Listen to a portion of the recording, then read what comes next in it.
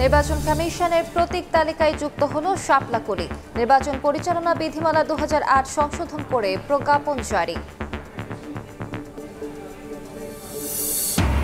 ঐকমত্য কমিশনের এক পেশা সুপারিশ জাতির উপর চাপিয়ে দেওয়ার অভিযোগ বিএনপির। দ্রুত গণভোটের তারিখ ঘোষণা করা না হলে বৃহত্তর আন্দোলনের হুঁশিয়ারি জামায়াতের। জুলাই সনদ নিয়ে রাজনৈতিক দলগুলোর তীব্র বিরোধ হতাশাজনক, জানালেন আইন উপদেষ্টা। সনদ কিভাবে বাস্তবায়ন হবে সিদ্ধান্ত নেবেন প্রধান উপদেষ্টা। জাতীয়করণের দাবি বাস্তবায়ন না হওয়া পর্যন্ত রাজপথে থাকার ঘোষণা ইবতেদায়ী শিক্ষকদের। প্রেস ক্লাবের সামনে অবস্থান, রোববার যমুনা অভিমুখে লং মার্চের হুঁশিয়ারি। এবং বাংলাদেশ ব্যাংকের সার্ভার হ্যাক করে জালিয়াতি, সঞ্চয়পত্রের 25 লাখ টাকা আত্মসাৎ। মতিঝিল থানায় অভিযোগ দায়ের, জড়িত চক্রকে ধরতে মাঠে পুলিশ।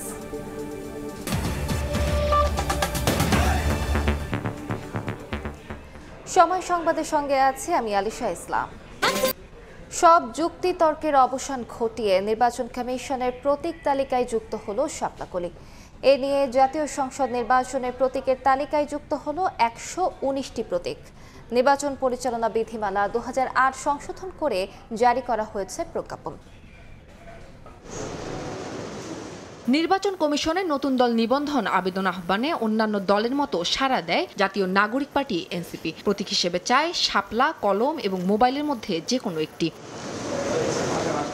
কমিশনের প্রতীক সংরক্ষণ কম থাকায় জুলাইয়ে 46টি নতুন প্রতীক যুক্ত করে মোট 115টি প্রতীক ভেটিংয়ের জন্য আইন মন্ত্রণালয়ে পাঠায় নির্বাচন কমিশন। তবে এই 115টির মধ্যে শাপলা না থাকায় কঠোর অবস্থান নেয় এনসিপি।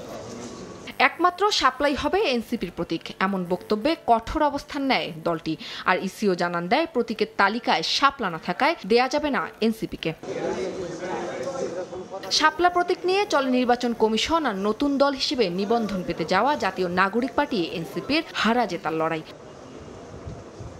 চলতি মাসের 19 তারিখের মধ্যে এনসিপিকে বিকল্প প্রতীক জানাতে চিঠিও দেয় ইসি, নয়তো ইসি স্বীয় বিবেচনায় সিদ্ধান্ত নেবে বলে হুঁশিয়ারি দেন। কমিশন মনে করে শাপলা প্রতীক হিসেবে অন্তর্ভুক্ত করার দরকার নেই। কমিশনের এমন অবস্থানে 10 দিনের মাথায় প্রতীকের তালিকায় শাপলা কলি অন্তর্ভুক্ত করে গেজেট প্রকাশ করেছে।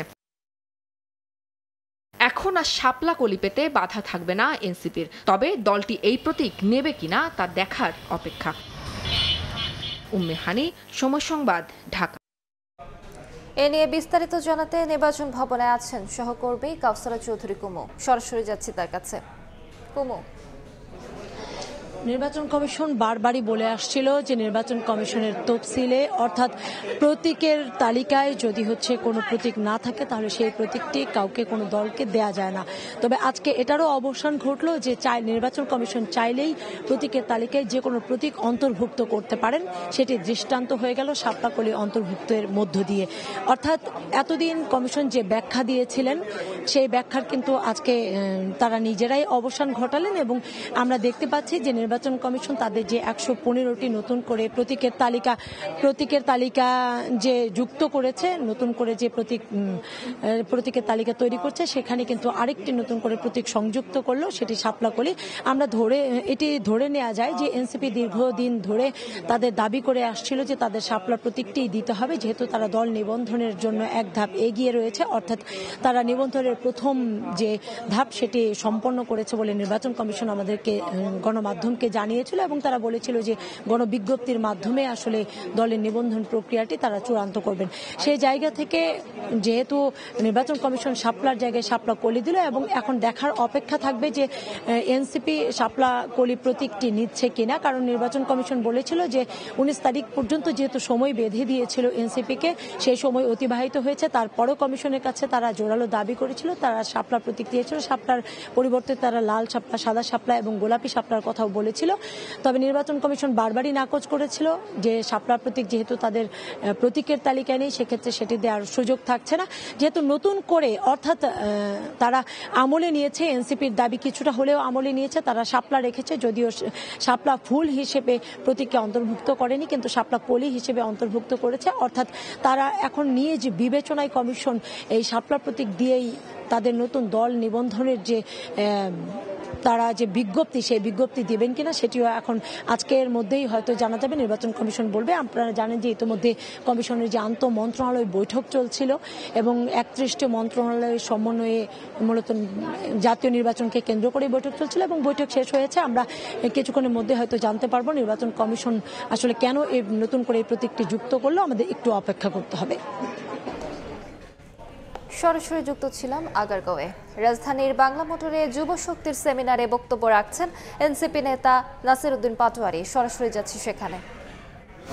আজকে গতকালকে মির্জা ফখরুল বলেছেন নোট অফ ডিসেন্টের বিষয়ে, সালাউদ্দিন সাহেবও বলেছেন। বিএনপি কনসেনসাস কমিশনে যে নোট অফ ডিসেন্ট গুলো দিয়েছে, আমি সেগুলোকে বলবো নোট অফ ডিসেন্ট নয়, নোট অফ চিটিং।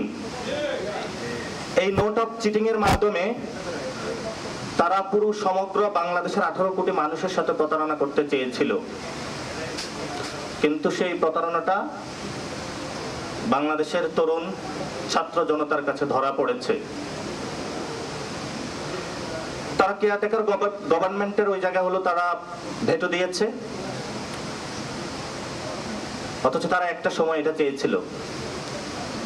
বাংলাদেশের এই যে গণ অভ্যুত্থান হয়েছিল, এটার অন্য দাবি ছিল যুব সমাজ বেকার অবস্থায়, তাদের চাকরি দরকার। পিএসসিতে একটি নিরপেক্ষ কমিশন হবে, পিএসসি ভবিষ্যতে এসে কোনো ভাইয়ার রিকমেন্ডেশন দিবে না। আমরা একটি নিরপেক্ষ পিএসসি চেয়েছিলাম, কিন্তু বিএনপি ওইখানে নোট অফ ডিসেন্ট দিয়ে রেখেছে, কারণ ভাইয়ার কলে সেখানে হলো তাকে নিয়োগ দিতে হবে। সেজন্য বাংলাদেশে আর কোনো ভাইয়াগিরি চলবে না। আপনি নিরপেক্ষ পিএসসি গঠন করতে হবে এবং এটা ছাত্র সমাজের দাবি। আমি পুরো বাংলাদেশের ছাত্র সমাজের কাছে আহ্বান জানাবো যে সারাদিন আপনি পড়ার টেবিলে বসে থেকে নিজের সমস্ত মা বাবার টাকা ব্যয় করে, জমি বিক্রি করে, এত পরিশ্রম করে পড়াশোনা করে একটি সরকারি চাকরির জন্য যখন যান, সেখানে বিএনপি বলছে বিএনপি না করলে চাকরি পাবেন না, আপনার মেধার অবমূল্যায়ন করা হবে সেখানে। এই জন্য যদি কনসেনসাস কমিশনের উপরে কোনো বিএনপি আঁচড় বসাতে চায়, ছাত্র সমাজকে ঐক্যবদ্ধভাবে আহ্বান জানাবো যে নিজের অধিকারটা আপনারা রাজপথ থেকে বুঝে নেবেন।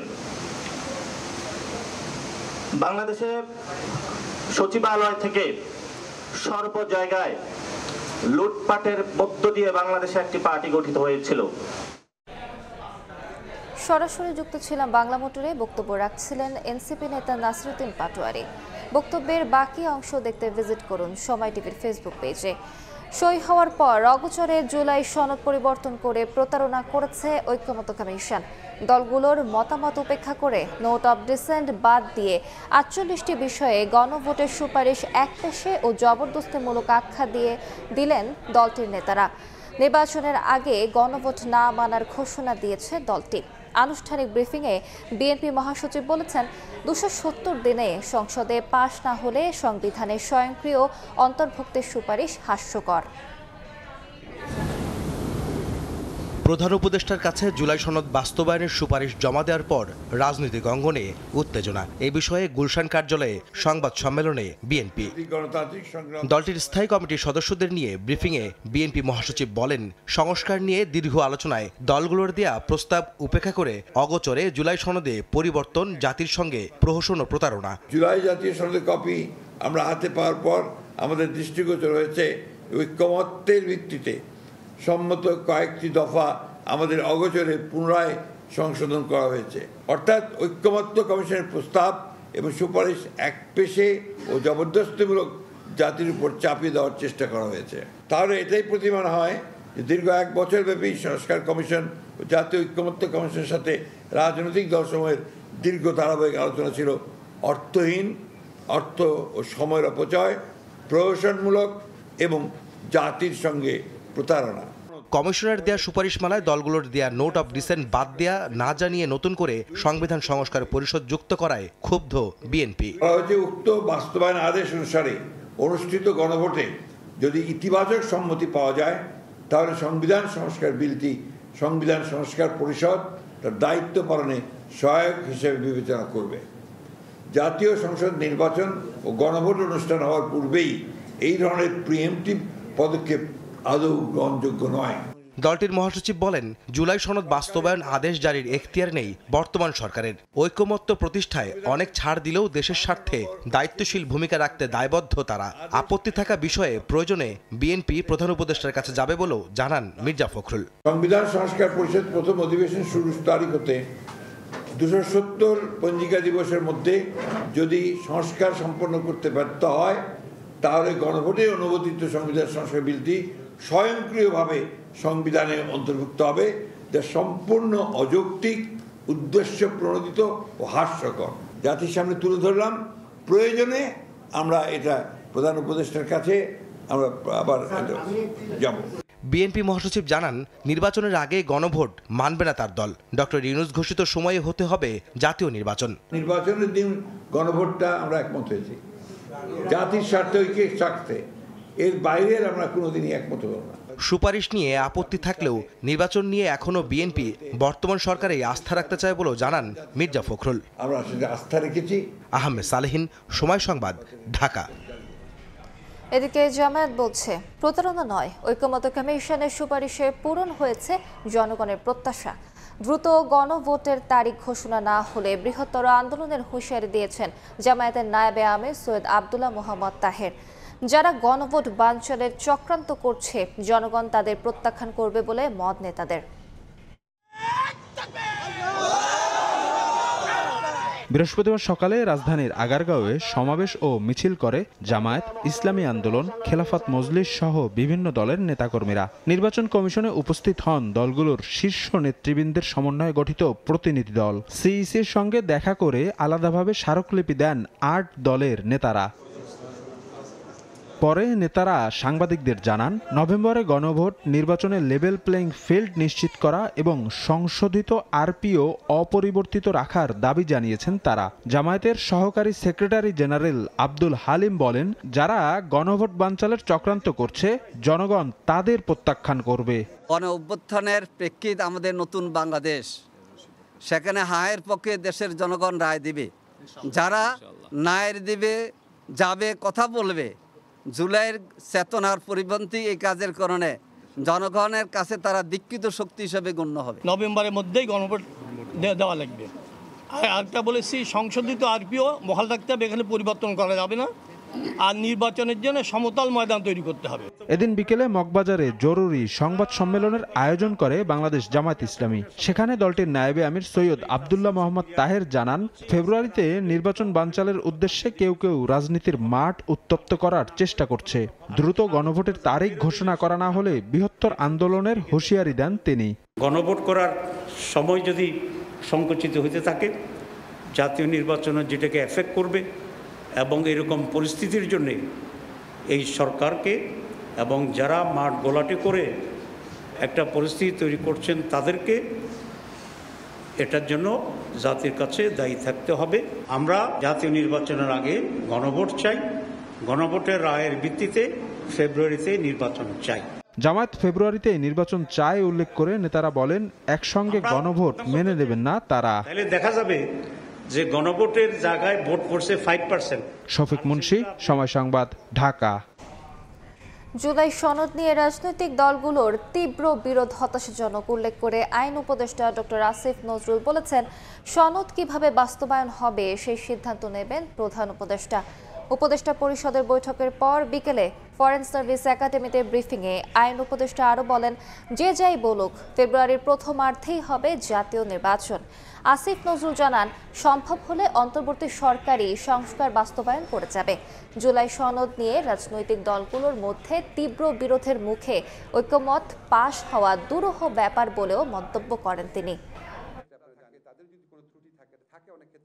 270 দিন যাবৎ আলাপ আলোচনা করে প্রধান রাজনৈতিক দলগুলোর বক্তব্যের মধ্যে যে অনৈক্যের সুর দেখছি, এটা হতাশাব্যঞ্জক। তীব্র বিরোধের মধ্যে কিভাবে সমঝোতার দলিল পাশ হয়, এটা খুব দুরূহ একটা চ্যালেঞ্জ আমাদের সামনে এনে দিয়েছে।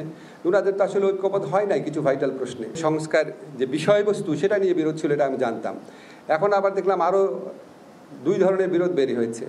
একটা হচ্ছে এটা আপনার কি পদ্ধতিতে পাশ করা হবে, আরেকটা হচ্ছে এই জন্য গণভোট হলে গণভোট কবে হবে। এবং এত দৃঢ় এবং পরস্পর বিরোধী এবং কি বলবো, উত্তেজিত ভূমিকা নিয়েছে রাজনৈতিক দলগুলো যারা জুলাই গণঅভ্যুত্থানের পক্ষ ছিল। তা আপনারা যদি এরকম একটা ভূমিকা নেন তাহলে সরকার কি করবে? একটা সময় আমাদেরকে সিদ্ধান্ত নিতে হবে। সিদ্ধান্ত নেবেন প্রধান উপদেষ্টা, এবং আমরা যে সিদ্ধান্ত নিব সেখানে আমরা দৃঢ় থাকব। নির্বাচন নিয়ে শেখ হাসিনা যেভাবে প্রতারণা করেছিলেন, অন্তর্বর্তী সরকারও একইভাবে জুলাই সনদ নিয়ে জাতির সঙ্গে প্রতারণা করেছে বলে মন্তব্য করেছেন বিএনপির আইন সম্পাদক ব্যারিস্টার কায়সার কামাল। তিনি বলেন, রাজনৈতিক দলগুলো সরকারের প্রতি সমর্থন প্রত্যাহার করে নিলে এই সরকারের টিকে থাকা কঠিন হয়ে যাবে। একমত নন জামায়াতের আইনজীবী শিশির মনির। তিনি বলেন, ঐকমত্য কমিশনকে প্রতারক বলা অপ্রত্যাশিত। বাংলাদেশের মানুষ বহুবার প্রতারিত হয়েছেন, কিন্তু প্রতারকরে বাংলাদেশের মানুষ কোনোদিন ছেড়ে দেয়নি। শেখ হাসিনা তার প্রকৃষ্ট প্রমাণ। বর্তমান সরকার শেখ হাসিনার বিদায়কে স্মরণে রেখে পরবর্তী কার্যক্রম গ্রহণ করবেন, সেটাই জাতি প্রত্যাশা করছে। নিজের কথা শুনলেই আর প্রতারণা হবে না, আর কথা না শুনলেই প্রতারণা হয়ে যাবে। কেন কথা শুনতে হবে? ঐকমত্য কমিশনকে। ঐকমত্য কমিশন তার সিদ্ধান্ত আমাদেরকে জানিয়েছে, যা আলোচনা হয়েছে এই ব্যাপারেই তো সিদ্ধান্ত নিয়েছে। এখন প্রশ্ন হলো, আমি মতদ্বৈততা করেছি একটা বিষয়ে, আমার মতদ্বৈততা ঐকমত্য কমিশন শুনে নাই, নাও তো শুনতে পারে। ঐকমত্য কমিশন আমার মতদ্বৈততা পুরোপুরি শুনবে কেন?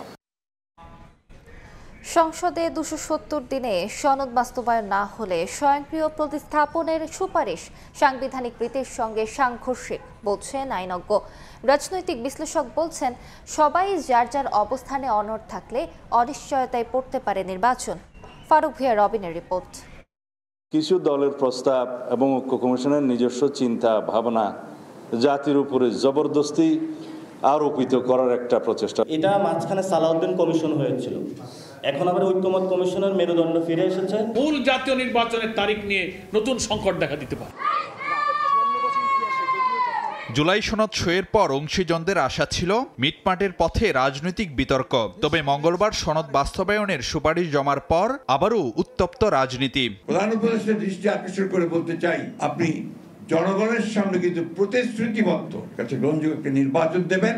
এর থেকে বাইরে যদি যান তার দায় দায়িত্ব সম্পূর্ণ আপনাকেই বহন করতে হবে। কোনো কারণে যদি জাতীয় নির্বাচন সঠিক সময় নাও হইতে পারে, আমরা আশা করি সঠিক সময় ইনশাল্লাহ হবে, তখনও তো জুলাই সনদ তো আমাদের পাস করতে হবে। এবারের রাজনৈতিক বিতর্কের নেপথ্যে ঐকমত্য কমিশনের সনদ বাস্তবায়নের সুপারিশে নোট অব ডিসেন্ট বা ভিন্নমতের প্রসঙ্গ না রাখা, সনদ স্বয়ংক্রিয় প্রতিস্থাপন ও গণভোটের সময় নিয়েও পাল্টাপাল্টি অবস্থানে রাজনৈতিক দলগুলো। সনদ বাস্তবায়নে সংসদকে 270 দিন সময় বেঁধে দেয়া, নইলে সংবিধানে স্বয়ংক্রিয় প্রতিস্থাপনের যে সুপারিশ করেছে ঐকমত্য কমিশন তা নজিরবিহীন ও সাংবিধানিক রীতির সঙ্গে সাংঘর্ষিক বলে মনে করেন এই আইনজ্ঞ। জানান, সার্বভৌম সংসদকে কেউ কিছু বেঁধে দিতে পারে না। কনস্টিটিউশনে যে বিষয়টা নেই সেটা আদালত তো বলতে পারবে না যে 270 দিনের মধ্যে না হলে এটা কনস্টিটিউশন অটোমেটিক্যালি সন্নিবেশিত হয়ে যাবে। সুতরাং নজিরের তো প্রশ্নই আসে না, এরকম কোনো বিষয় অতীতে কখনো হয়নি। কনস্টিটিউশন যে কোনো বিধানকে যদি সন্নিবেশিত করতে হয় সেটা সংসদ ছাড়া সম্ভব নয়। কমিশন কোনো সুপারিশ করলে এটা সুপারিশ পর্যন্তই থাকবে, কিন্তু এটা অটোমেটিক্যালি কনস্টিটিউশনের মধ্যে সন্নিবেশিত হয়ে যাবে, এটার আসলে কোনো কনস্টিটিউশনাল বা আইনগত ভিত্তি নেই। সংসদ will not be dictated by anybody. রাজনৈতিক বিশ্লেষক মনে করেন, অনড় অবস্থানের সুরাহা না হলে অনিশ্চয়তায় পড়তে পারে নির্বাচন। অনড় থাকলে তো সংকট তৈরি হবেই, নির্বাচন হবে না, ঠিক টাইমে হবে না, কিন্তু সেই রিস্কই তারা নিবে আমার মনে হয় না। নির্বাচনটা 2 মাস যদি পিছিয়ে যায় তাহলেও যে এই নির্বাচন হবে এরকম অ্যাসিওরেন্স নাও থাকতে পারে। রাজনীতিতে নতুন সংকট এড়াতে প্রধান উপদেষ্টাকে উদ্যোগী হওয়ার পরামর্শ রাষ্ট্রবিজ্ঞানের এই অধ্যাপকের। হয়তো ডক্টর ইউনূস আবার রাজনৈতিক দলগুলোকে ডাকবেন। ফারুক ভিয়া রবিন, সময় সংবাদ, ঢাকা। ইবতেদায়ী মাদ্রাসা জাতীয়করণের ঘোষণা বাস্তবায়ন না হওয়া পর্যন্ত আন্দোলন চালিয়ে যাওয়ার ঘোষণা দিয়েছেন ইবতেদায়ী শিক্ষকরা। প্রেস ক্লাবের সামনে অবস্থান কর্মসূচি থেকে তারা বলেন, জাতীয়করণের গেজেট প্রকাশ না হলে রোববার প্রেস ক্লাব থেকে যমুনায় লং মার্চ করা হবে। সকল ইবতেদায়ী মাদ্রাসা ধাপে ধাপে জাতীয়করণ ঘোষণা বাস্তবায়নের দাবিতে টানা 18তম দিনে প্রেস ক্লাবের সামনে লাগাতার অবস্থান কর্মসূচি শিক্ষকদের। দাবি পূরণ না হলে বোর্ড পরীক্ষায় শিক্ষার্থীদের রেজিস্ট্রেশন সহ সকল কার্যক্রম বন্ধ রাখার হুঁশিয়ারি দেন তারা। আমাদের দাবি এখন একটাই, সেটা হলো আমাদের প্রতিষ্ঠান জাতীয়করণ করতে হবে। রাষ্ট্র যে জাতীয়করণের ঘোষণা দিয়েছে সেই ঘোষণার বাস্তবায়ন চাই এবং প্রজ্ঞাপন চাই। আমাদের দাবি ছিল 5 দফা, এখন আমাদের 1 দফা দাবি জাতীয়করণ। দাবি আদায় না হলে আমরণ অনশনে যাওয়ার হুঁশিয়ারি দেন শিক্ষকরা। আমাদের দাবির প্রজ্ঞাপন এখানে না পৌঁছাবে এবং আমরা এই আন্দোলন থেকে আমরণ অনশন কর্মসূচি পর্যন্ত আমরা গ্রহণ করব। 24 ঘন্টার আলটিমেটাম ছিল, আজকের মধ্যে যদি আমাদের না হয় আমাদের আজকে 2টাই নতুন কর্মসূচি ঘোষণা আসবে আগামী রবিবার। বুধবার সচিবালয় অভিমুখে আন্দোলনে সাউন্ড গ্রেনেড ও জলকামান নিক্ষেপের ঘটনায় আহত শিক্ষকদের চিকিৎসা ও পুলিশের বিরুদ্ধে ব্যবস্থা নেওয়ার দাবি জানান তারা। পিছন থেকে পুলিশ কয়েকটাকে ডিঙ্গে বাড়ি মারছে মাথায়, একটা মাথায় কিন্তু 8টা সেলাই হয়েছে। দাবি আমাদের তাদেরকে ইয়ে করতে হবে, দ্রুততম চিকিৎসা করতে হবে এবং যারা দোষী পুলিশ তাদেরকে শাস্তি দেওয়া হবে। আন্দোলনের 18তম দিনেও সরকার সংশ্লিষ্ট কোনো পক্ষ থেকে দাবি পূরণের কোনো আশ্বাস পায়নি বলে জানান তারা। তুষার আহমেদ ইমন, সময় সংবাদ, ঢাকা। এই মুহূর্তে প্রেস ক্লাবের সামনে আছেন সহকর্মী শাহরিয়ার সৌমিক, সরাসরি যাচ্ছি তার কাছে। সৌমিক, সারা দেশে ইবতেদায়ী মাদ্রাসার যে রেজিস্ট্রেশন, সেই রেজিস্ট্রেশন সংখ্যা প্রায় 10,000। মূলত চলতি বছরের 28 জানুয়ারি এই 10,000 মাদ্রাসাকে পর্যায়ক্রমে জাতীয়করণ করার যে পর্যায়ক্রমে যে জাতীয়করণ করার যে ঘোষণা, সেটি সরকারের পক্ষ থেকে দেওয়া হয়। তবে এই ঘোষণা দেওয়ার পর পরবর্তীতে 9 মাস যাওয়ার পর এখন পর্যন্ত কিন্তু সরকারের পক্ষ থেকে এই মাদ্রাসাগুলোকে জাতীয়করণের কোনো ধরনের বিজ্ঞপ্তি কিন্তু প্রকাশ করা হয়নি। মূলত সেই বিজ্ঞাপন প্রকাশ না করার কারণেই আজ প্রেস ক্লাবে, জাতীয় প্রেস ক্লাবের সামনে টানা 18তম দিনের মতো আন্দোলনে বসেছেন এবং শান্তিপূর্ণ অবস্থান কর্মসূচি পালন করছেন ইবতেদায়ী মাদ্রাসার যারা শিক্ষক, তারা সারা দেশ থেকেই তারা এখানে এসেছেন এবং তারা বলছেন যে এর আগে 28 জানুয়ারি তাদের যে দাবি, সেই দাবির বিষয়ে তাদেরকে ধোঁকা দেওয়া হয়েছে এবং 9 মাস পার হয়ে গেলেও কোনো ধরনের কোনো প্রজ্ঞাপন এখন পর্যন্ত সরকারের পক্ষ থেকে জারি করা হয়নি এবং গত 18 দিন থেকে এখানে অবস্থান কর্মসূচি পালন করা অবস্থাতেও তাদের দিকে এখন পর্যন্ত সরকার অথবা প্রশাসনের পক্ষ থেকে কোনো ধরনের কোনো সুপারিশ অথবা তাদের যে সমস্যা, সেই সমস্যার সমাধানে এখন পর্যন্ত কার্যকর কোনো পদক্ষেপ নেওয়া হয়নি, এমনটি তারা দাবি করছেন। গতকাল বুধবার তারা এই প্রেস ক্লাব থেকে সচিবালয় অভিমুখে তাদের দাবি নিয়ে অগ্রসর হয়েছিলেন। পরবর্তীতে কিন্তু পুলিশ এক পর্যায়ে তাদেরকে লাঠিচার্জ করেন এবং পরবর্তীতে তাদের উপরে ছত্রভঙ্গ করতে সাউন্ড গ্রেনেড তাদের উপরে নিক্ষেপ করেন এবং পুলিশের এই অ্যাকশনের কারণে কিন্তু গতকাল বেশ কিছু শিক্ষক আহত হয়েছেন, এমনটি তারা অভিযোগ করছেন এবং তারা বলছেন যে তাদের উপরে এই ন্যায্য দাবির উপরে যে পুলিশের লাঠিচার্জ, সেই লাঠিচার্জের বিরুদ্ধে তারা সেই ন্যায্য দাবির ওপরে পুলিশের যে লাঠিচার্জ তারা নিন্দা জানিয়েছেন এবং বলেছেন এই হামলার সাথে যে সকল পুলিশ জড়িত তাদের চিহ্নিত করা এবং তাদেরকে বের করে শাস্তির আওতায় নিয়ে আসা। এবং তারা বলছেন যে এখন পর্যন্ত প্রায় 10,000 মাদ্রাসার মধ্যে 15টি মাদ্রাসাতে সামান্য কিছু অনুদানের ব্যবস্থা করা হয়েছে, তার পরিমাণ খুবই কম। সেখানকার প্রধান শিক্ষক যারা আছেন তারা অনুদান পায় 3500 টাকা এবং যারা সহকারী শিক্ষক যারা আছেন তাদেরকে অনুদান দেওয়া হয় মাত্র 3300 টাকা। এটি সরকারের পক্ষ থেকে এই শিক্ষক সমাজের জন্য একটি বড় ধরনের প্রহসন, এমনটি অভিযোগ করছেন তারা এবং তারা অতি সত্বর অতি দ্রুত তাদের এই মাদ্রাসাগুলোর জাতীয়করণ চান এবং তাদের পক্ষে যেন সরকারের সুনজর প্রতিষ্ঠা হয়, এমনটি দাবি করছেন তারা। প্রেস ক্লাব থেকে এই ছিল আমার কাছে সর্বশেষ তথ্য। সরাসরি যুক্ত ছিলাম জাতীয় প্রেস ক্লাবের সামনে। বিসিএস সাধারণ শিক্ষা ক্যাডারে যোগদানের 12 বছর পরও কোনো পদোন্নতি না হওয়ায় ক্ষুব্ধ প্রতিক্রিয়া জানিয়েছেন বিসিএস সাধারণ শিক্ষা ক্যাডার প্রভাষক পরিষদ। রাজধানীর মাধ্যমিক ও উচ্চ শিক্ষা অধিদপ্তর প্রাঙ্গণে অবস্থান কর্মসূচি ও সংবাদ সম্মেলনে তারা বলেন 32তম বিসিএস থেকে 37তম বিসিএস পর্যন্ত প্রায় 2500 কর্মকর্তা পদোন্নতির যোগ্য হলেও দীর্ঘদিন ধরে তা ঝুলে আছে। আগামী 12 নভেম্বরের মধ্যে পদোন্নতির জিও জারি করা না হলে লাগাতার কর্মসূচির হুঁশিয়ারি দেন প্রভাষকরা।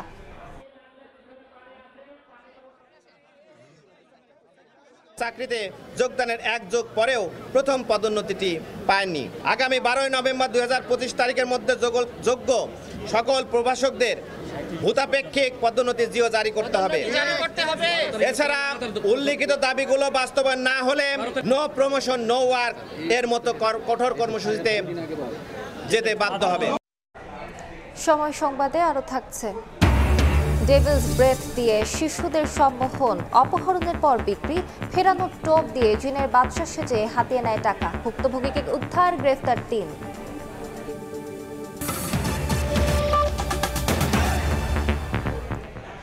বাংলাদেশ ব্যাংকের সার্ভার হ্যাক করে সঞ্চয়পত্রের 25 লাখ টাকা আত্মসাতের ঘটনার মতিঝিল থানায় অভিযোগ দায়ের হয়েছে। একই সঙ্গে ঘটনা তদন্তে 2টি কমিটি গঠন করেছে কেন্দ্রীয় ব্যাংক এবং অর্থ মন্ত্রণালয়। সরানো হয়েছে সঞ্চয়পত্র বিভাগের 3 কর্মকর্তাকে। বাংলাদেশ ব্যাংক সবচেয়ে নিরাপদ জায়গা থেকেই সঞ্চয়পত্রের 25 লাখ টাকা হাতিয়ে নিয়েছে একটি প্রতারক চক্র। প্রাথমিকভাবে ধারণা করা হচ্ছে বাংলাদেশ ব্যাংকের সার্ভার হ্যাক করে তথ্য পরিবর্তনের পর প্রথমে এনআরবিসির দিনাজপুরের উপশাখায় টাকা স্থানান্তর হয়। একই দিনে ওই অর্থ রাজধানীর শ্যামলীর শাখায় স্থানান্তর করে তুলে নেয় চক্রটি। একই প্রক্রিয়ায় ডাচ বাংলা ব্যাংক থেকে 30 লাখ আর এনআরবি ব্যাংকের অ্যাকাউন্ট থেকে 20 লাখ টাকা হাতিয়ে নেওয়ার পরিকল্পনা হলেও 2টি জালিয়াতি বন্ধ করে বাংলাদেশ ব্যাংক। এ ঘটনায় 2টি তদন্ত কমিটি গঠন করা হয়েছে। যার নামে সঞ্চয়পত্র হয়েছে ওনার অজ্ঞাতে এই সঞ্চয়পত্রের পেছনে যে তার যে একটা সেলফোন নাম্বার দেওয়া থাকে যেটার মাধ্যমে উনি মেসেজ পান, সেই নাম্বারটা চেঞ্জ করা হয়েছে এবং একই সাথে তার যে অ্যাকাউন্ট নাম্বারটা থাকে সেই অ্যাকাউন্ট নাম্বারটাও পরিবর্তন করা হয়েছে, অর্থাৎ ব্যাংক পরিবর্তন করে ভিন্ন করা হয়েছে। চেকার মেকারের যে পাসওয়ার্ডগুলো এগুলো কম্প্রোমাইজড হয়েছে বলে প্রাথমিকভাবে বলেছে এবং এই হিসেবে তদন্ত চলছে। এরই মধ্যে সঞ্চয়পত্রের টাকা চুরির ঘটনায় মতিঝিল থানায় মামলা হয়েছে। জড়িতদের আইনের আওতায় আনা হবে বলে জানান মতিঝিল থানার ভারপ্রাপ্ত কর্মকর্তা। বাংলাদেশ ব্যাংক থেকে যে সঞ্চয়পত্রের গ্রাহকের তথ্য অটোমেটিক পরিবর্তন হয়ে যাচ্ছে সার্ভার থেকে। তদন্তের বিষয়ে বিস্তারিত তদন্ত করে আসামিদের বিরুদ্ধে অবশ্যই আমরা আইনানুগ ব্যবস্থা নেব। গত বৃহস্পতিবার বাংলাদেশ ব্যাংকের মতিঝিল শাখা থেকে 25 লাখ টাকার সঞ্চয়পত্র কেনেন একজন গ্রাহক। গ্রাহকের ব্যাংক হিসাব অগ্রণী ব্যাংকের জাতীয় প্রেস ক্লাব শাখায়। 4 দিন পরই সঞ্চয়পত্রের টাকা চুরির ঘটনা ঘটে। সেলিয়া সুলতানা, সময় সংবাদ, ঢাকা। দেখছেন সময় সংবাদ।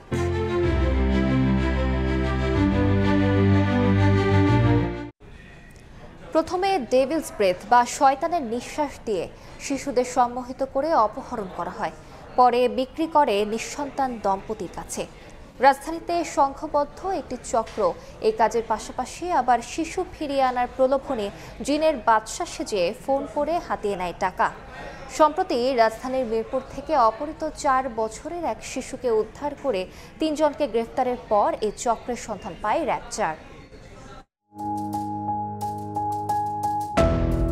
23 অক্টোবর সন্ধ্যা 7টা 20 মিনিট।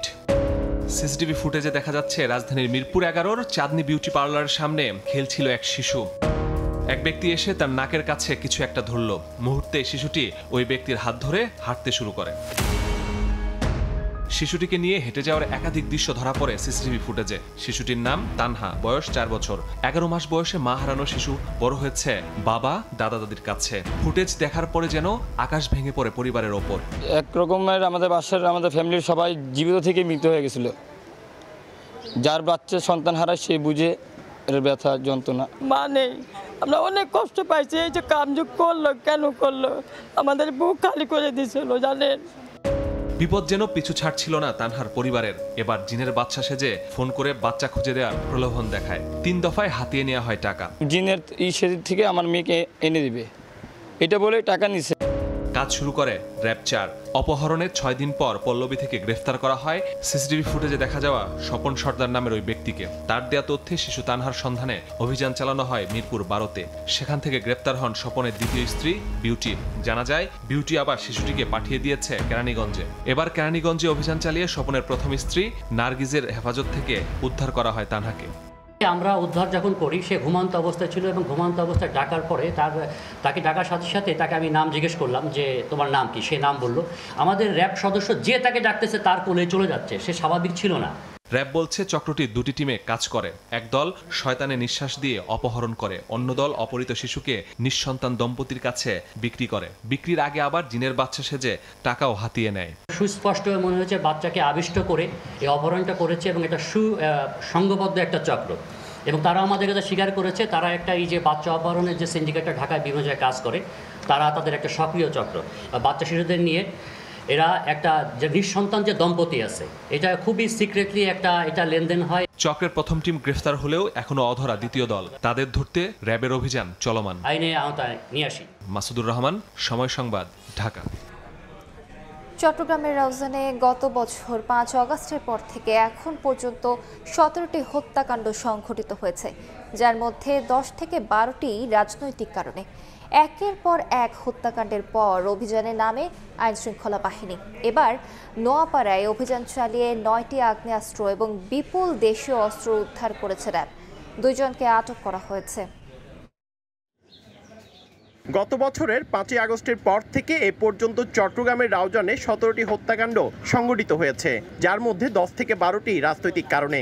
সবশেষ গত 25 অক্টোবর যুবদলের কর্মী মোহাম্মদ আলমগীর আলমকে গুলি করে হত্যা করা হয়। একের পর এক হত্যার ঘটনায় অভিযানে নামে আইনশৃঙ্খলা বাহিনী। গোপন তথ্যের ভিত্তিতে বৃহস্পতিবার ভোররাতে নোয়াপাড়া এলাকায় অভিযান চালায় র্যাব। এ সময় 4 নম্বর ওয়ার্ডের কামাল উদ্দিনের বাড়ি থেকে 9টি আগ্নেয়াস্ত্র সহ বিপুল সংখ্যক দেশীয় অস্ত্র উদ্ধার করা হয়। আটক করা হয় কামাল ও সোহেল নামে 2 জনকে। রাউজান এলাকাটা একটু পাহাড় এবং সমতলের মিশ্রিত হওয়ার কারণে এইখানে হয়তো এই ধরনের ঘটনাগুলো একটু বেশি ঘটছে। আমরা নজরদারি রাখছি, আমাদের সাথে আইন শৃঙ্খলার অন্যান্য বাহিনীগুলোও নজরদারি করছে। কখনো প্রকাশ্যে গুলি চালিয়ে কখনো ছুরিকাঘাত করে খুন করা হচ্ছে, এতে আতঙ্কিত এলাকাবাসী। এই অবস্থা থেকে পরিত্রাণ চান তারা। রোজ এখানে শান্তি চাই, ভালো ভালো লোক মারি ফেলার। আটককৃত কামালের বিরুদ্ধে 3টি মামলা রয়েছে, সবগুলো মামলায় জামিনে রয়েছেন তিনি। পার্থপ্রতিম বিশ্বাস, সময় সংবাদ, চট্টগ্রাম। স্টিলের পাইপ দিয়ে কাপড় তুলতে গিয়ে বৈদ্যুতিক শর্ট সার্কিট থেকে লাগে আগুন। ব্রাহ্মণবাড়িয়ায় মাদ্রাসার 7 শিক্ষার্থী সহ দগ্ধ 8। চিকিৎসাধীন অবস্থায় রয়েছে জাতীয় বার্ন ইনস্টিটিউটে। চিকিৎসক জানিয়েছেন একজনের অবস্থা আশঙ্কাজনক। বুধবার বিকেলে ব্রাহ্মণবাড়িয়া সদরে দারুল নাজাত মহিলা মাদ্রাসায় স্টিলের পাইপ দিয়ে কাপড় তুলতে গেলে বৈদ্যুতিক শর্ট সার্কিট হয়, সেখান থেকে সূত্রপাত হয় আগুনের। প্রত্যক্ষদর্শীরা জানান নিরাপত্তা কর্মী আলেয়া জানালার গ্রিলে পড়ে থাকা একটি কাপড় স্টিলের পাইপ দিয়ে তোলার চেষ্টা করেন। বিষয়টি দেখতে সেখানে বেশ কয়েকজন উৎসুক শিক্ষার্থী উপস্থিত ছিল। অসতর্কতায় পাইপটি বিদ্যুতের তারের সঙ্গে জড়িয়ে পড়ে। মুহূর্তে আগুন লেগে আলেয়া সহ 7 শিক্ষার্থী দগ্ধ হন। উন্নত চিকিৎসার জন্য তাদের রাজধানীর জাতীয় বার্ন ইনস্টিটিউটে পাঠানো হয়। কাপড়টা ওঠানোর জন্য একটা SS5 দিয়ে কাপড়টা বাইর করার জন্য চেষ্টা করছিল। পরে এখানে শুনতে পারলাম যে বিদ্যুৎ স্ফোট হয়েছে আর কি। চিকিৎসক জানান শিক্ষার্থীরা শঙ্কামুক্ত হলেও নিরাপত্তা কর্মী আলিয়ার অবস্থা গুরুতর। 4 জনকে আমরা অবজারভেশনে রেখেছি, 3 জনকে ভর্তি রেখেছি। তো 3 জনের মধ্যে আলিয়া নামের একজন রোগী আছে, 30 বছর বয়স। ওনার একটি হাত হয়তোবা ইলেকট্রিক যে তার ছিল তারের সাথে টাচ লেগে ব্যাপকভাবে ক্ষতিগ্রস্ত হয়। স্থানীয়দের অভিযোগ, মাদ্রাসার পাশে এমন অপরিকল্পিত বৈদ্যুতিক তারের কারণে এর আগেও দুর্ঘটনায় 2 জনের মৃত্যু হয়েছে। চন্দ্রা বিশ্বাস, ববি, সময় সংবাদ। রাজশাহীতে ট্রাকের ধাক্কায় ছিটকে পড়ে ঘটনাস্থলে মোটরসাইকেল আরোহী নিহত। পুলিশ জানায় ভোরে একটি ট্রাক নওগাঁ থেকে রাজশাহীর দিকে যাচ্ছিল এবং মোটরসাইকেলে রাজশাহী থেকে নওগাঁর দিকে যাচ্ছিলেন এনজিও কর্মী ইসমাইল হোসেন। কালীতলা এলাকায় পৌঁছালে ট্রাকটি মোটরসাইকেলে ধাক্কা দিলে ইসমাইল ছিটকে পড়ে ঘটনাস্থলেই নিহত হন। সঙ্গে সঙ্গে মোটরসাইকেলে আগুন ধরে যায় এবং ট্রাকটি রাস্তার পাশে উল্টে যায়।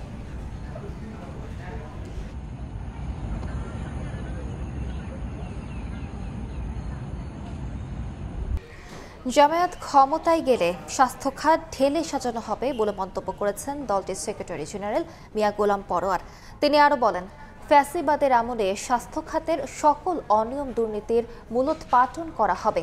সকালে রাজধানীর গুলশানে বাংলাদেশ জামায়াত ইসলামীর কেন্দ্রীয় মহিলা বিভাগ আয়োজিত ব্রেস্ট ক্যান্সার সচেতনতামূলক ক্যাম্পেইনের উদ্বোধন অনুষ্ঠানে এই কথা বলেন তিনি। জামায়াত রাষ্ট্র পরিচালনার দায়িত্ব পেলে শাসক হবে না, সেবক হবে বলেও মন্তব্য করেন মিয়া গোলাম পরোয়ার। বলেন, জামায়াত ক্ষমতায় যেতে না পারলেও স্বাস্থ্য খাতের উন্নয়নে তাদের কাজ অব্যাহত থাকবে।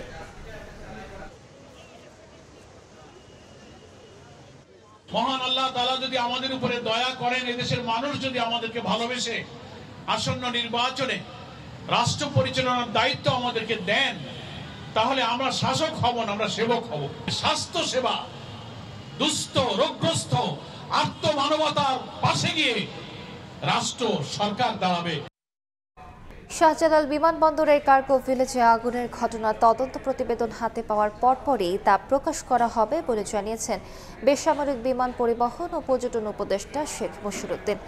সকালে রাজধানীর ধানমন্ডিতে রিয়া কোপ মহিলা ক্রীড়া কমপ্লেক্স মাঠে আয়োজিত অনুষ্ঠানে সাংবাদিকদের প্রশ্নের জবাবে এই কথা বলেন শেখ মশিরুদ্দিন। বলেন, তুরস্কের বিশেষজ্ঞ দলের তদন্ত শেষে প্রতিবেদন কাল বা পরশুর মধ্যে দেওয়ার কথা রয়েছে। এরপরই ঘটনার কারণ ও ক্ষয়ক্ষতির পরিমাণ জানা যাবে।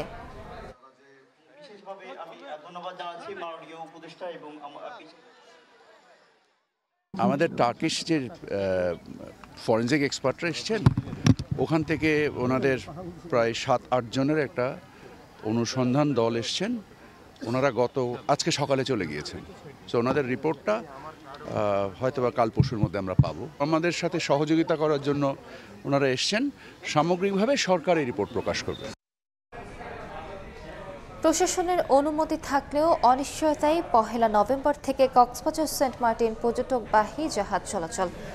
জাহাজ সংশ্লিষ্টরা বলছেন, পর্যটকরা দিনে গিয়ে দিনে সেন্ট মার্টিন থেকে ফেরার শর্তে যেতে আগ্রহী নন। এদিকে এখনও অনলাইনে টিকিট বিক্রির কোনো প্রক্রিয়া শুরু করেনি বলে দাবি ট্রুয়াকের। প্রকৃতির অপরূপ সৌন্দর্যে সেন্ট মার্টিন, নীল আকাশ আর সমুদ্রের স্বচ্ছ পানি সবসময় ডাকে ভ্রমণ পিপাসুদের। শীত মৌসুমে সবচেয়ে বেশি পর্যটক ছুটে যান সেন্ট মার্টিন দ্বীপে। দীর্ঘ বিরতির পর 1 নভেম্বর থেকে পর্যটকদের জন্য খুলছে সেন্ট মার্টিন দ্বীপ। 12টি নির্দেশনা মেনে কক্সবাজার শহরের নুনিয়াছড়া ঘাট থেকে সেন্ট মার্টিনে চলাচল করবে পর্যটকবাহী জাহাজ। পর্যটকদের অবস্থান নিরাপত্তা নিশ্চিত করার জন্য আমরা জেলা প্রশাসন থেকে আইন শৃঙ্খলা রক্ষাকারী বাহিনীর সকল ধরনের পদক্ষেপ গ্রহণ করব। তবে কক্সবাজার শহরের নুনিয়াছড়া BIWTA ঘাটে এ নিয়ে নেই কোনো প্রস্তুতি। শনিবার থেকে সেন্ট মার্টিনে পর্যটকবাহী জাহাজ চলাচলের অনুমতি থাকলেও ঘাটে এখনো পৌঁছায়নি কোনো জাহাজ। এমনকি এখনো চালু হয়নি ওয়েব পোর্টালের মাধ্যমে অনলাইনে টিকিট বিক্রির কার্যক্রম। এখন পর্যন্ত আমরা পর্যটকের হাতে কোনো টিকিট দেওয়ার মতো ব্যবস্থা করতে পারি নাই, যার কারণে আমাদের ট্যুর অপারেটর সহ সবাই অফিস নিয়ে বসে আছে। কারণ 7 থেকে 9 ঘন্টায় প্রতিটি জাহাজ যেতে লাগে সময়, এবং ওইখানে গিয়ে আবার 7 থেকে 9 ঘন্টা পাড়ি দিয়ে কেন আসবে? শর্তের বেড়াজালে পড়ে চরম কষ্টে আছেন দ্বীপের বাসিন্দারা। ফেব্রুয়ারি থেকে অবধি অক্টোবর পর্যন্ত জররা পরিমাণে 1 ইঞ্চি পরিমাণ আমরা কোনো পরিবেশ বান্ধব কোনো কাজ কিংবা কর্মসংস্থানের সুযোগ কিছুই আমরা দেখতে পাইনি। অর্থনৈতিক আয়ের পথ সেটা বন্ধ হয়ে থাকার ফলে মানুষ অর্ধাহারে অনাহারে জীবনযাপন কাটাবে। 8 বর্গ কিলোমিটার আয়তনে সেন্ট মার্টিন দ্বীপের জনসংখ্যা 10,000-এর বেশি। সুজাউদ্দিন রুবেল, সময় সংবাদ, কক্সবাজার। সময় সংবাদে আরো থাকছে, এবার গ্রিন কার্ডধারীদের ওপর ট্রাম্পের কঠোর অভিবাসন নীতির খড়গ। বাংলাদেশের সহ প্রায় 45,000 অভিবাসীকে বহিষ্কারের নোটিশ, কাজের অনুমোদনও বাতিল।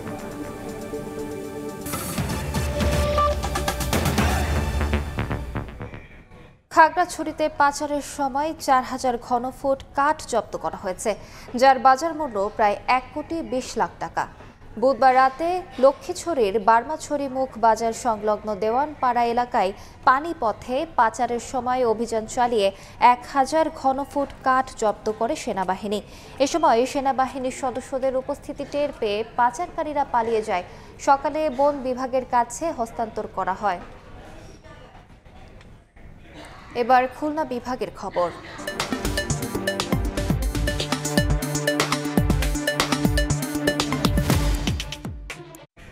ভেঙে পড়েছে খুলনা মহানগরীর সড়ক ব্যবস্থাপনা।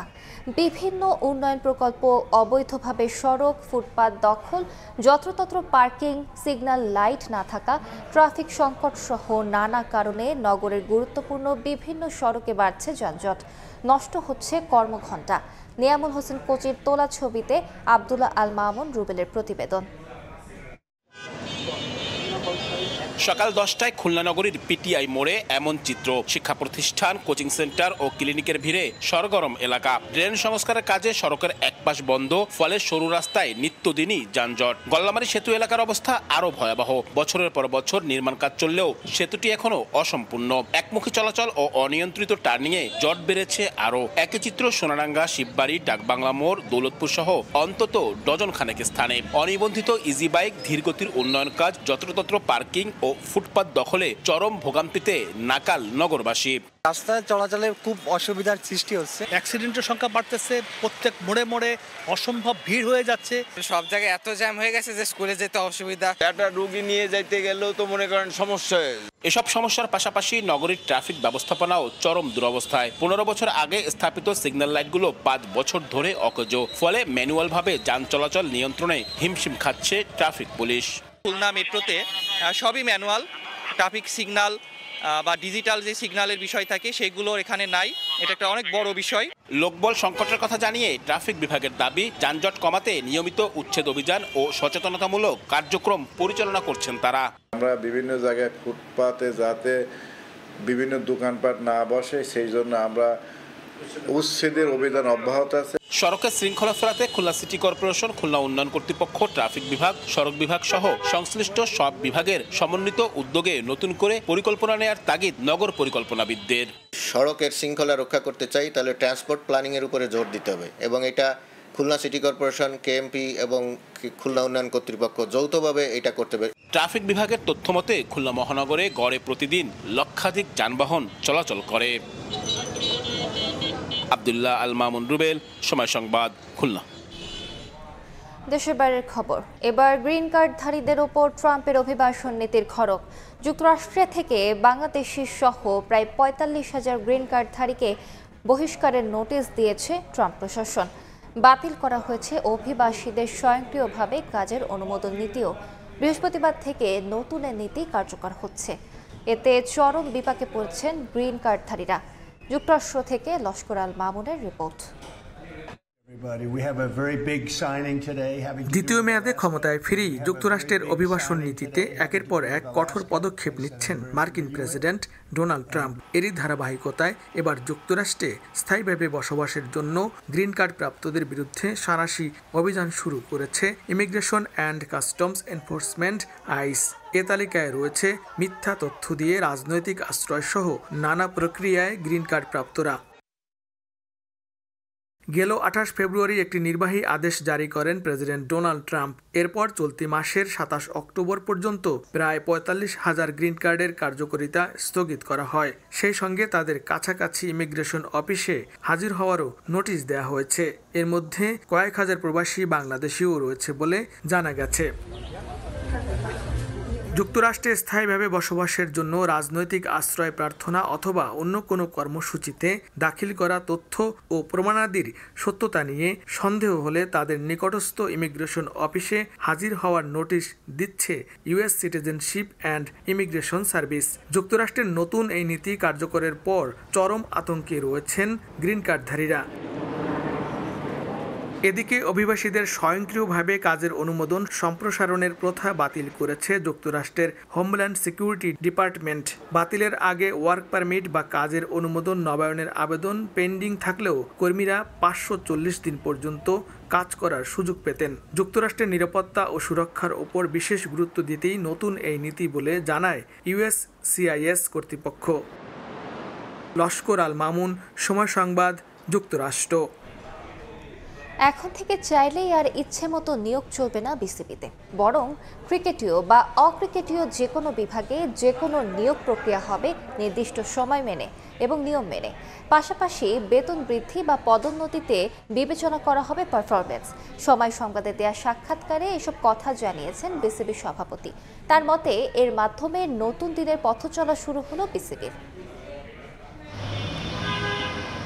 15 বছর আগে করা এইচআর পলিসিতে চলছিল বিসিবি, যেখানে চাইলেই যে কোনো পদে যে কাউকে নিয়োগ দেয়া যেত, চাইলেই দেয়া যেত পদোন্নতি। বোর্ড সভাপতি কিংবা পরিচালকদের পরিচিতদের জন্য বিসিবি পরিণত হয় পারিবারিক ব্যবসা ক্ষেত্রে। অবশেষে পেশাদার প্রতিষ্ঠানের রূপ পেতে যাচ্ছে ক্রিকেট বোর্ড। দেশের শীর্ষস্থানীয় এক পরামর্শক প্রতিষ্ঠানের মাধ্যমে একটা সাংগঠনিক কাঠামো তৈরি করেছে বিসিবি, যেটা মেনে নিয়োগ হবে, সেটা হোক ক্রিকেটীয় কিংবা অন্য কোনো পদ। আমরা যখন ট্রিপল সেঞ্চুরি লঞ্চ করেছিলাম তার 4 নম্বর প্রোগ্রামটা ছিল যে বাংলাদেশ ক্রিকেট বোর্ডকে আমরা একটা ইন্টারন্যাশনাল বা ওয়ার্ল্ড ক্লাস অর্গানাইজেশনে রূপান্তরিত করব। এই পুরো ক্রিকেট বোর্ডের অর্গানোগ্রামটা আমরা নতুন করে সাজাচ্ছি, আমাদের বেশ কিছু নতুন হেডস নিচ্ছি। এখানে সমস্ত কর্মচারী কর্মকর্তা যারা থাকবে তাদের যে কাজের যে এথিক্স থাকবে, তাদের কাজের যে কেপিআই থাকবে, তাদের যে পারফরমেন্স বা তাদের অ্যানুয়াল যে অ্যাপ্রেজাল থাকবে, সবগুলো একেবারে ক্লিয়ার করা হয়েছে। এর মাধ্যমে বিসিবিতে বন্ধ হতে যাচ্ছে স্বজনপ্রীতি। বেতন বৃদ্ধি কিংবা পদোন্নতিতেও এখন থেকে পারফরমেন্স অ্যানালাইসিস করবে ক্রিকেট বোর্ড। এ নিয়মের অধীনে একজন মাঠ কর্মী থেকে শুরু করে থাকবেন একজন কোচ কিংবা বেতনভুক্ত কোনো বিসিবি কর্তা। চাকরি শুধু না, সমস্ত বিধিমালা এমন প্রত্যেকটা ফলো করা হবে within the constitution, not within the যে আমরা ক্রাইটেরিয়া তৈরি করেছি সেটার মধ্যে থেকে। বাংলাদেশ ক্রিকেটের জন্য একটা নতুন দিন, এবং আমি বলবো যে যেটা আজকে এত বছর ধরে ক্রিকেট খেলছি কিন্তু আমাদের কোনো একেবারে এইচআর একটা পলিসি ছিল না, সেটা আমরা তৈরি করতে সমর্থ হয়েছি। নাজমুল হাসান পাপনের সময় নিয়ম বহির্ভূত নিয়োগ কিংবা পদোন্নতি ছিল নিত্যদিনের ঘটনা। ফারুক আহমেদের বোর্ডের বিপক্ষেও অভিযোগ ছিল স্বজনপ্রীতির। তবে এই সাংগঠনিক রূপরেখা তৈরির মাধ্যমে পেশাদার সংগঠনে পরিণত হতে যাচ্ছে বিসিবি। সাব্বির মিথুন, সময় সংবাদ, ঢাকা। জাতীয় নির্বাচন সামনে রেখে বিভিন্ন মন্ত্রণালয়ের সঙ্গে বৈঠক শেষে ব্রিফিং করছেন নির্বাচন কমিশন সচিব। সরাসরি যাচ্ছে সেখানে। ইনশাআল্লাহ এটার দায়িত্ব নেবেন এবং আমাদের ধারণা যে ডিসেম্বর থেকে জানুয়ারির মাঝামাঝি নাগাদ এগুলো অবকাঠামোগুলো ঠিকঠাক করা হবে। আপনার বাউন্ডারি ওয়ালও কিছু কিছু জায়গায় নেই, তারপর আপনার দরজার জানালার প্যানেলগুলো ঠিকঠাক করা, এইসবই ভৌত অবকাঠামোর মধ্যে পড়ে। ভোট গ্রহণ কর্মকর্তাদের প্যানেল এবং নির্বাচনী দায়িত্ব, এই প্যানেলটা আমরা প্রস্তুত করছি এবং আমরা প্যানেলে এবার বিভিন্ন স্কুল কলেজ এবং সরকারি ব্যাংক যারা কাজ দায়িত্বরত আছেন তাদেরকেও আমরা এর ভিতরে অন্তর্ভুক্ত করব, যাতে তালিকাটা আমাদের বড় হয়, আমাদের এখান থেকে সুষ্ঠুভাবে আমরা তাদেরকে ভোট গ্রহণ কর্মকর্তাদের প্যানেলটা তৈরি করতে পারি। মূলত আপনার presiding officer, assistant presiding officer, polling officer, এই তিনটা আমাদের প্রত্যেকটা কেন্দ্রের জন্য লাগবে। এবং আপনারা জানেন যে ভোট কেন্দ্রের সংখ্যা গতকালকে আমরা জানিয়েছি যে 42,000 প্লাস, কাজে সেই অনুযায়ী আমাদের সেই হিসাবে আনুপাতিক হিসাবে লাগবে। পার্বত্য দুর্গম এলাকায় নির্বাচনী দ্রব্যাদি পরিবহনের ক্ষেত্রে আমাদের হেলিকপ্টার সার্ভিসেস লাগবে।